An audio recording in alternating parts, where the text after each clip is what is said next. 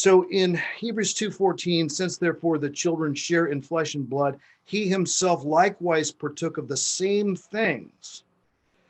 Now, this is just an amazing statement that the second person of the triune God, that God partakes of flesh and blood. Well, that's the incarnation. That's as Christmas as it could be. But the purpose ultimately was that through death, he might destroy the one who has the power of death, that is the devil, and deliver all those who through fear of death were subject to lifelong slavery. And as Nancy has reminded me, we always knew I was going to die. We knew you're going to die. We know that everyone we know and love is going to die. Our children are going to die. Our grandchildren are going to die. And again, you could say that and say, oh, wow, that's morbid. Well, that's just reality. But the point is that we have one who has come to deliver us not only from death, but through subjection to the fear of death throughout our lives. And I can honestly say that Nancy and I are not fearing death in the sense that we know what's going to come and we are certain of his promises. Of course, we don't want it to happen. Of course, we don't want to be separated, but we just thank God for that liberation. And then he says in verse 16, for surely it is not angels that he helps, but he helps the offspring of Abraham. It's kind of a funny statement. Like he's not interested in helping angels. Well, I'm sure he helps angels and empowers them and he sends them and all of that, but they don't have the sin problem that we have. The righteous angels don't have that problem. But he helps the offspring of Abraham. That's us. He loves us. We're created in his image. Therefore, verse 17. Now here's a sequence that is utterly amazing. Therefore, he had to be made like his brothers. Now, first of all, God doesn't have to do anything, right? I mean, what does that even mean? God had to do that. Well, in consistency with his character, in order to accomplish our redemption, he had to do a certain thing, and he willingly did it. God under compulsion, that just seems contrary, but it's his very love that compels him to do this thing that he had to do.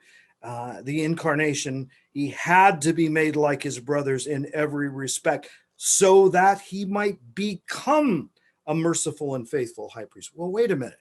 God doesn't become. God always has been and always will be. In him, there's no shadow of changing. You got Malachi 3:6, you got James 1, you got all these passages, and yet he became. He subjected himself to process. That is a mystery that, I mean, honestly, we can just forget how amazing, how utterly incredible that is. He had to be made so that he might become a merciful and faithful high priest in service to God to make propitiation for the sins of the people. For because he himself has suffered, God suffering? I mean, isn't suffering the wages of sin is death, and isn't suffering part of the curse? He put himself under the curse. And this is another thing I think, as I've contemplated this passage, I don't think I've thought enough about how Jesus lived under the curse, subject to disease, accidents, did as a carpenter, did when he had that stone hammer that he was coming down with, did he ever hit his thumb? Well, I assume the answer would be yes. Was he filled with pain? And I'm certain the answer is yes. Was he ever sick? Sure. I mean, he became one of us. So we think sometimes of his sacrificial death on the cross, so we can say, well, for 6 hours, or maybe from the point the darkness came, for 3 hours, he suffered terribly in atonement. But the rest of his life prior to that was also a life subjected to normal human and probably sometimes extraordinary human sufferings like all of us. And as Nancy and I have gone through what we've gone through really throughout our lives, but particularly in these last 3 years since she was diagnosed with terminal cancer, has been a remarkable time of contemplating the goodness of God in becoming one of us. So it's not just that of course, God knows everything. So does God understand cancer? Does he understand suffering? Well, of course he does, because he knows everything. Yeah, do you remember that? It would be Genesis 22, where God says to Abraham, now I know that you fear me because you have not withheld your son, your only son. Now I know. God somehow, who knows everything, can enter into a fresh and very personalized knowledge of what is going on in our lives. That's a remarkable thing. But with Jesus, it goes another step further, because he knew actually firsthand through experiencing that suffering, because he himself suffered when he was tempted. So it's not just saying he suffered on the cross, he suffered his whole life. Luke 4, Matthew 4, the temptation, but tempted at other times as well. Because he suffered, he is able to help those who are being tempted. So that's the fourth thing I circled. I circled had to, become, subject to process, subject to the curse, suffered, being under the curse, and now he is able. God has become able. The second person of the triune God, Jesus Christ, went through a process in which he became able. Wow. I mean, again, and I would just say this, if your doctrine of the impassibility of God, make sure it leaves plenty of room for this passage and everything that relates to the incarnation, because wow, what a powerful, what a powerful statement. And then flipping to chapter 4, which of course parallels this, and verse 14, since then we have a great high priest who has passed through the heavens, Jesus, the Son of God. Let us hold fast our confession, for we do not have a high priest who is unable to sympathize with our weaknesses.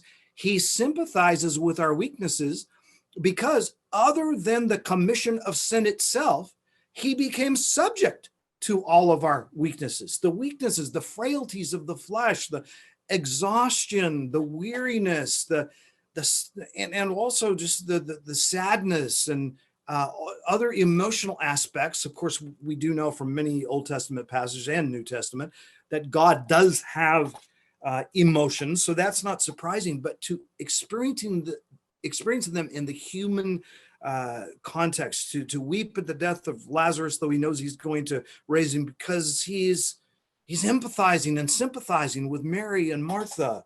And he has this hatred of the death that he's come to conquer. He's not unable to sympathize with our weaknesses. One who in every respect has been tempted.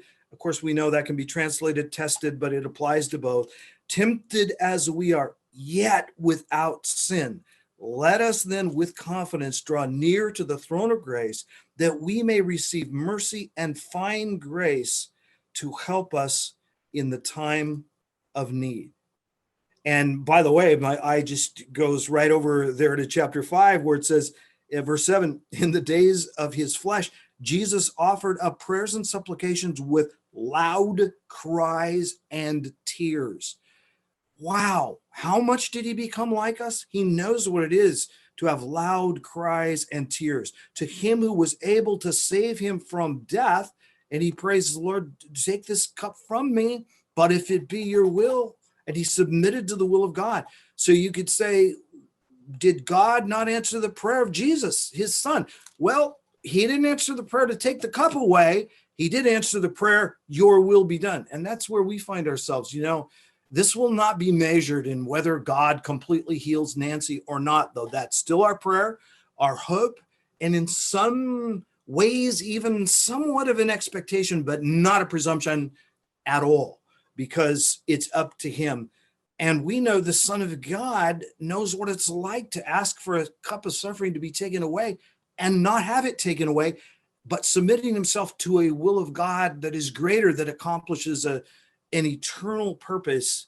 And on a small scale, each of us is in that same position. And that's why James 4 is so important. Don't presume on tomorrow and where you're going to go and what you're going to do, because life here is a mist, a vapor, but it sounds like that somehow makes it unimportant. Well, not at all. It's just fully in God's hands. Although he was a son, he learned obedience through what he suffered, and being made perfect, he came to be the source of eternal salvation. Well, again, he learned. God learning.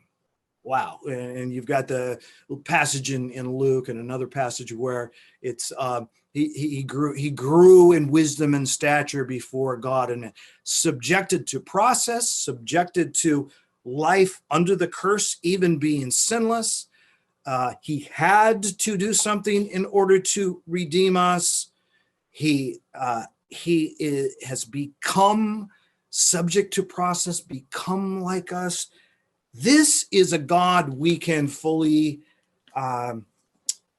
trust. This is not so if we're ever tempted to think, well, God, do you really care? I mean, because with what's going on in my life now, and I don't know the details, but I know some of you, Scott said, have been through an extraordinarily hard year, and not just the usual 2020 is such a tough year type thing, which sometimes for some people is kind of like whining, because it just means it's inconvenient. For other people, it has been an amazingly tough year for other reasons, and some of you have been through that. But if you're ever tempted to think, okay, God, do you really care? Do you really care? I think sometimes we can just imagine ourselves before the Lord when we've thought, are you a God who doesn't care? Coming before the Lord, which we all will do, and him stretching out his hands and showing us the marks in his hands. And then I could just envision him saying to us, do these look like the hands of a God who does not care? I mean, we can trust Jesus in ways. There's no other worldview. There's no other religion that even compares in terms of empathy and sympathy with a God who understands, not because he's omniscient, though of course that's important, but because he has come down and experienced it, and a worse form of it, worse suffering than any of us will ever face, all to redeem us and bring us into his presence. So when you're tempted to doubt the God you believe in, and your faith has been firm, but wow, how can I make it through this situation? Think in terms of, do these look like the hands of a God who does not care? He became one of us. He's at the right hand of God. He's interceding for us. And as it says, the Spirit with groans too deep for words. The same passage says Jesus also intercedes for us. And I assume his intercessions involve groaning that probably is too deep for words as well. He knows us. He loves us. He understands us. And if we see Christmas in that light, I just think it will be a very rich Christmas, even if, as in our case, some of you are in the same situation where our whole family will not be together at Christmas. Our daughter and her family in Southern California will not be joining us. Our daughter up here and her family will be joining us. But, there's parts of you that's sad about that, but you think we have an eternity of celebration that awaits us in the presence of God. And we look forward to that.